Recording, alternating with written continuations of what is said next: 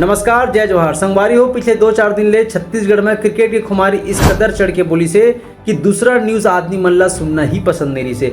जेती बार देखबे तेती बार सबके स्टेटस में हो बड़े बड़े न्यूज वाले मन तक को सिर्फ और सिर्फ क्रिकेट के ही अपडेट देवे, क्रिकेट की ही बात करे। लेकिन ये सब के बीच में कैसे न्यूज दब करेगी जो आप सब ला जानना बहुत ज्यादा जरूरी है। जी हाँ, मैं बात करत हूँ छत्तीसगढ़ की एक ऐसी जगह से जहाँ पे किसान मन गाँव के मन अपन हक की लड़ाई लड़त है।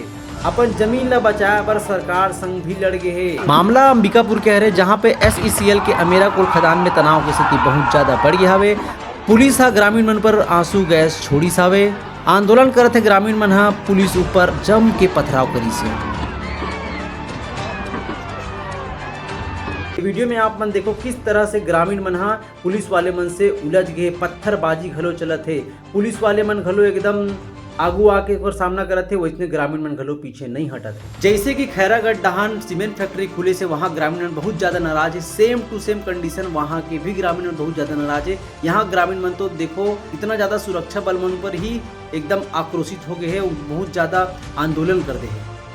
आप मन भी सरकार से पूछो का ये होना चाहिए, का ग्रामीण मन ऊपर ऐसा करना चाहिए। आप मन ही बताओ का ये सही है या गलत है।